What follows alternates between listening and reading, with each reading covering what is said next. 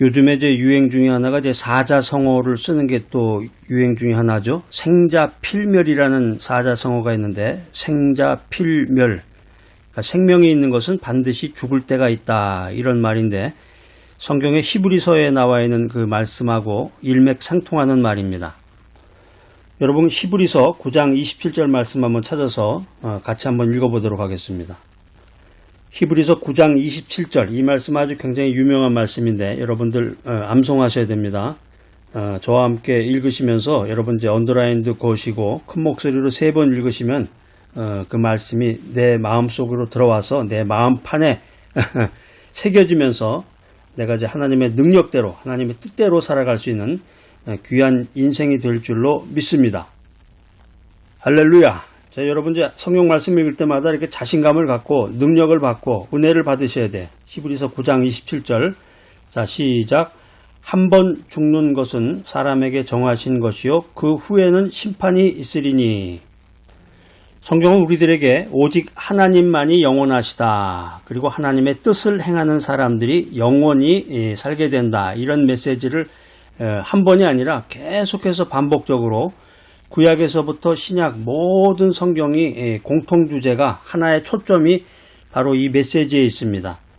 그러니까 한 번 죽는 것은 하나님께서 정하신 거예요. 그러니까 인간이 누구든지 인생에 태어난 사람은 태어난 날이 있으면 죽는 날이 있다는 거죠. 한 번 죽는 것은 하나님께서 정하신 것이다. 그 후에는 심판이 있다는 거예요. 심판. 이 심판의 기준은 뭐냐면은 단번에 자기 몸을 들여서 영원한 속죄를 이루신 그리스도다. 이렇게 성경은 말하고 있습니다.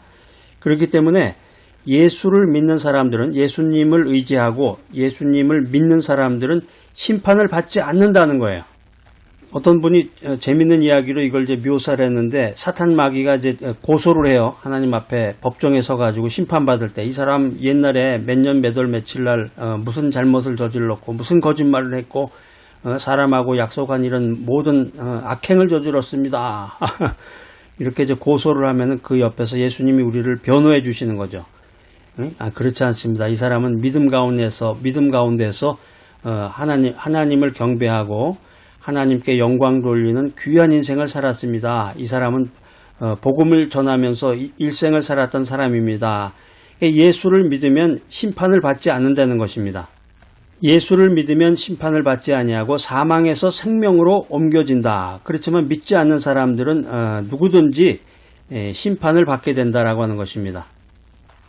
죽음이라는 게 뭘까? 죽음이라고 하는 것은 피할 수가 없고 누구도 대신해 줄 수가 없고 또 누구와도 함께 갈 수 없는 것이 죽음이다라고 하는 것입니다. 예전에 이제 국사 시간이나 세계사 시간 같은 데서 보면은 이제 순장 제도라는 게 있었는데, 순장. 그래서 사람이 죽으면 고대에 그 권력이 높고 지위가 높은 사람이 죽으면 이제 그 주변에서 그 사람들을 서빙하던 사람들을 같이 이제 묻게 되죠. 그 무덤에다가 같이 가라는 얘기죠. 죽어서도 그 사람을 모시고 같이 가라는 얘기인데, 최근에 이제 어떤 분하고 이제 대화를 나누다 보니까, 상담을 하다 보니까 죽음에 대한 그런 공포라고 그럴까, 두려움 같은 것, 막연한 두려움을 갖게 된다. 그러니까 죽어서 어떻게 될까? 죽어서 천국까지 어떤 경로를 거치게 될까? 제가 이제 물이라면 아주 질색인데요. 수영도 할 줄 모르는데 어떻게 만약에 물을 건너서 간다 그러면, 옛날에 스틱스 강을 건넌다 그러잖아요. 죽으면 영원히 스틱스 강을 건너서 영원한 곳으로 간다 그러는데, 물에 대한 공포, 또 폐쇄 공포증 같은 게 있는 사람도 있고, 어떤 변화 자체를 두려워하는 사람들이 많잖아요. 나이가 들면은 이 변화에 대한 두려움을 갖게 되는데, 그래서 우리가 믿음 가운데서 기도를 하면은 하나님께서 우리가 인생을 살아갈 수 있는 그런 능력을 주실 뿐만 아니라 죽음을 능히 이길 수 있는 능력도 주신다. 할렐루야. 주님께서 우리가 죽을 수 있는 능력도 주신다는 거예요. 인생을 고해라고 표현을 하는데, 우리가 고해의 괴로운 바다죠. 고해의 인생을 살다가 외로운 나그네가 되어서 죽게 된다. 이거 정말 슬픈 일입니다. 그렇기 때문에 믿지 않는 사람들, 예수 안에 있지 않는 사람들, 하나님 중심으로 인생을 살지 않는 사람들은 누구나 죽음을 슬퍼합니다. 그런데 우리 믿는 사람들, 성도들, 크리스찬들은 이 죽음이 슬픈 일만은 아니다라고 하는 것입니다. 왜냐하면 이 성도의 죽음이라고 하는 것은 부활의 소망 속에서 안식하는 깊은 잠이기 때문이다. 죽음이 잠자는 것이라는 이 멋진 표현은, 이 아이디어는 기독교를 다른 종교로부터 구별지어주는 핵심적인 사상 중에 하나입니다. 그래서 데살로니가 전서 4장 14절에도 보면은 사도 바울이 죽은 자를 자는 자, 이런 표현을 하고 있습니다. 우리가 하나님의 말씀을 중심으로 성도의 죽음이라는 것이 무엇이냐? 우리가 믿음 안에서 하나님 중심으로 인생을 살다가 죽는다는 것이 과연 무엇이냐? 이것을 우리가 한번 생각해 보고자 합니다. 우리가 알고 있는 그 지식으로 이 죽음이라는 게 뭐냐? 이 죽음이라고 하는 것은 이제 사람이 육체적인 죽음만 있는 것으로 생각을 하게 됩니다.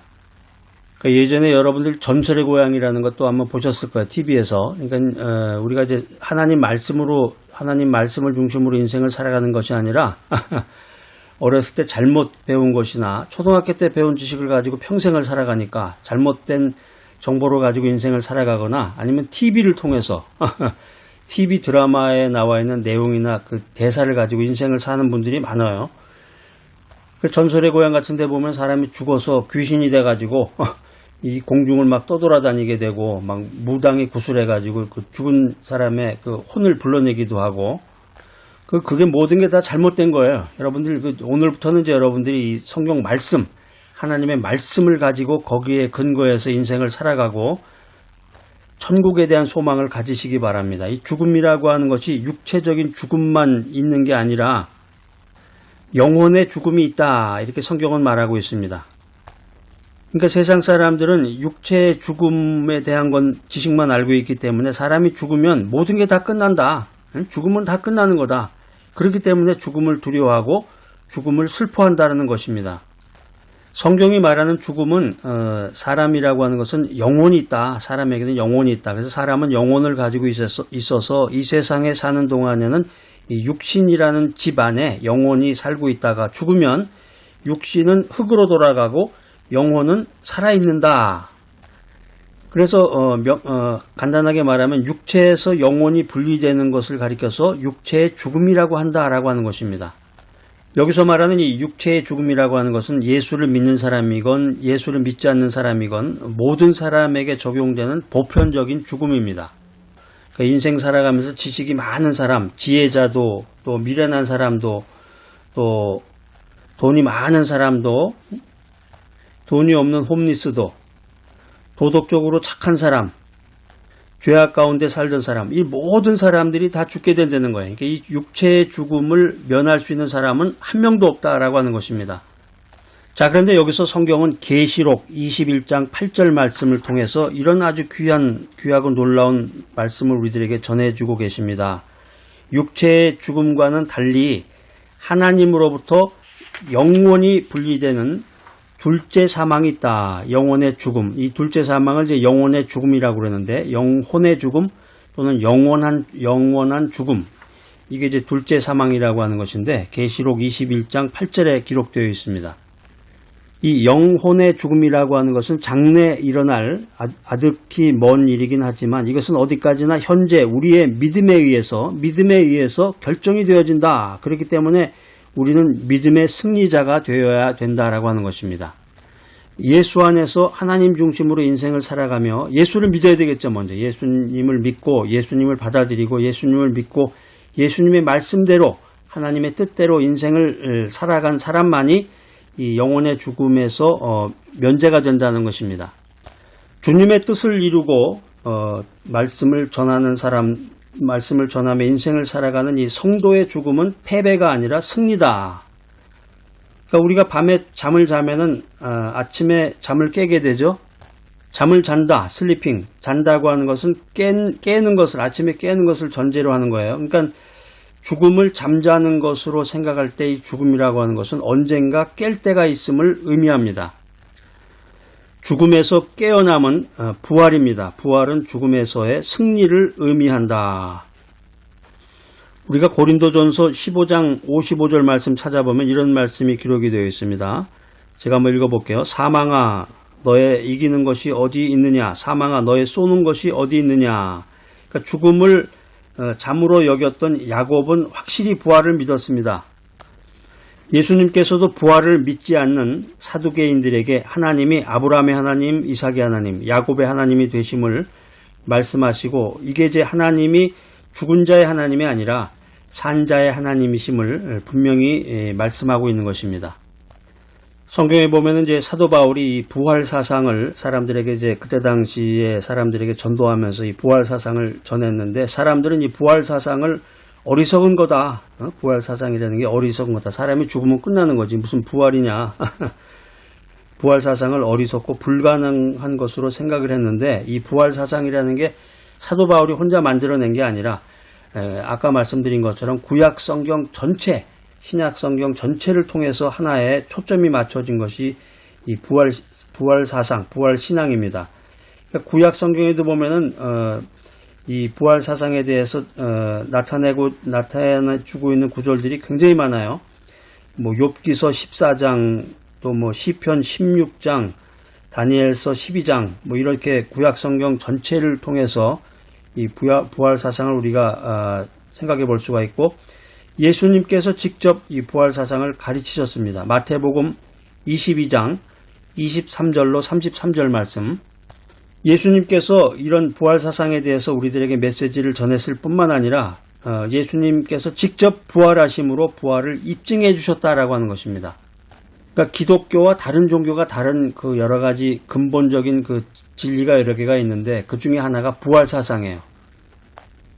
그러니까는 부활을 믿지 않는 사람들, 뭐 예수를 믿지 않는 사람은 부활을 믿지도 않겠죠. 그렇지만은 신앙이 있다 그러면서도 이 부활에 대해서 회의를 갖고 있는 사람들, 이런 사람들은 말씀 중심으로 인생을 살아가야 되겠습니다. 부활을 믿지 않는 사람들은 그들이 영적으로 무지하다, 영적으로 무지할 뿐만이 아니라 믿음에 대해서 무지하다라고 하는 것을 스스로 드러내고 있는 것입니다. 부활 사상, 인간은 죽지만, 인간의 육체는 죽지만 영혼은 영원히 산다, 영생한다. 이 부활 사상은 성경의 진리임을 여러분들이 믿으시기 바랍니다. 이 성경의 진리, 이 진리는 성도의 죽음이 패배가 아니라 승리다. 이것을 우리들에게 입증해주고 있는 것입니다. 죽음이란, 죽는다고 하는 것은 불신자들에게는 영원한 사망이지만 우리 성도들에게는 부활의 소망 가운데서 안식을 취하는 깊은 잠입니다. 그렇기 때문에 우리 성도들은 죽음을 슬퍼하지 말고 장차 깊은 잠에서 깨어나서 서로 다시 믿음 안에서 만날 수 있다는 이 영원한 소망 가운데서 차분하고 경건하게 죽음을 대비하며 인생을 살아가야 되겠습니다.